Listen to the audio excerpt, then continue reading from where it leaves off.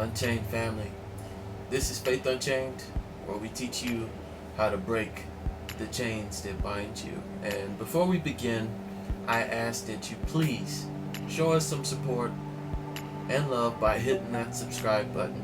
Subscribe to our channel, click on the notification bell that's beside the subscribe button, and please like this video so more viewers like yourself will be able to see our content, and share this video and our content with anyone that you know. So, quick shout out to all of you who are watching this video. Quick shout out to my girlfriend who shows me constant love and support with everything that I do and this content. And shout out to my brother Sean. I ask that any of you who see this video and are followers of Faith Unchained, please go show your love and support for his channel as well. His channel's doing very good. He's almost at 1,000 subscribers. So please go over to his channel, show him some more love and support. You can find him at Uplift past Crossroads. I'll leave a link down to his channel in the description to make it easier for you to find him. And also, when you're at my homepage on the YouTube channel, there's also a link that'll take you to his channel. It should be under related channels. You'll see his little icon, Uplift past Crossroads. So please, again, go show him some love and support. But if you've ever been in a relationship, then you know that arguments are an inevitability within them. They're bound to happen. They're going to happen. So, however, are arguments in a relationship healthy? Is it okay to not always agree? A lot of people will tell you, "Oh, no, we should get along. We should agree." Well, they don't know what they're talking about.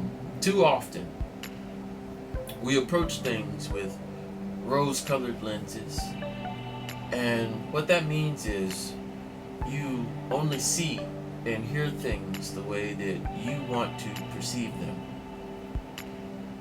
that only suit and benefit you, and you don't want to listen to what it is that anybody else has to tell you, because it doesn't fit with your perspective.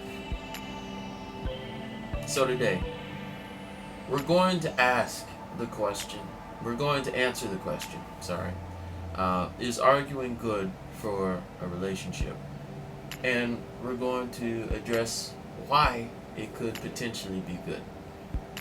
So first, it's important we understand why it is that we fight, and what you as an individual can do to improve upon this knowledge. There's a bug in here.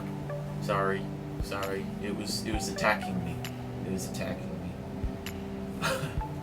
Anyway, but you need to understand that as humans, we are cursed. There's a curse that's placed upon us, and division between men and women. And you'll find that curse in Genesis 3:16, right? Where it talks about the curse that's placed on the woman. So the woman is to desire for her husband, and it says the husband will rule over her. So you hear the word desire, you think that that's a good thing. Well, it's not. It's not a good thing. So what that's essentially saying is that the wife desires to rule over the husband, right? There's a constant battle that's going on between the husband and the wife for power. That's what it means. So there's going to be rebellion. There's going to be conflict within the relationship. And it's the husband's job to rule over his wife, not in a domineering type way, but we'll talk about that more in the future. But I just wanted to address that because there's a problem there. There's a conflict there that we need to be made aware of. It is also important to understand human nature. And Galatians 5:19-21 tells us about the desires of the flesh.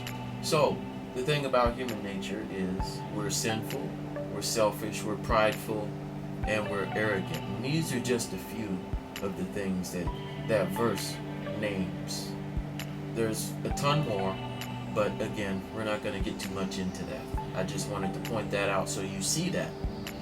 You need to understand the curse and human nature, right? So, understand that we are also unique individuals, and we have our own thoughts and perspectives on things. So, we can think alike, but we are still going to be very, very different because each and every one of us is uniquely themselves, if that makes any sense. So because of this, you will not agree on everything, but it's important that you understand that that's not a bad thing. When it comes to scripture, we shouldn't be unequally yoked. That's true. And we should be in one accord with one another. That is also true. However, when it comes to things of this world, there will be differing opinions, and that is totally normal. But everything that coincides with Scripture, you need to be on the same page, right? I will say this though. You should be very, very worried if you never disagree with your significant other. You should be very, very worried. You should be really worried, you know. The thing about disagreements is with the right perspectives and the right response to those perspectives, it challenges your growth. So what I mean by that is this. So with the right perspective, right? You're not seeing what somebody else is saying as a form of them trying to attack you or belittle you or devalue what it is that you believe or what you stand for. No, you're listening to what they're saying. You're hearing what they're saying. Before you open your mouth, okay, all right, I understand where you're coming from. And then you can share your perspective. But what you're doing, you're building off of one another. You're learning, you're growing. You're learning, you're growing. It challenges you to grow because it allows you to think outside of the box. So, again, when you approach things with rose-colored lenses, you only see and hear things the way that you want to see them. So you won't be able to positively approach things like that. So when somebody comes with a different perspective than yours, you view them as attacking you. You view them as devaluing what it is that you have to say.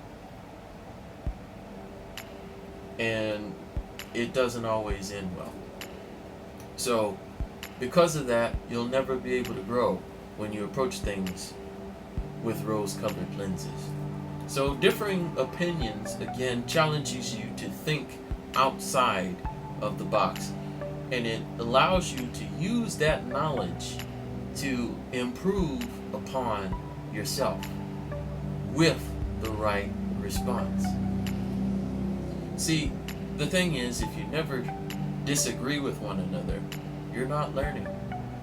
And you're definitely not growing. So you won't be able to improve upon yourself. Most notably when you finally do disagree, your relationship is going to end in disaster. That I can promise you, it will.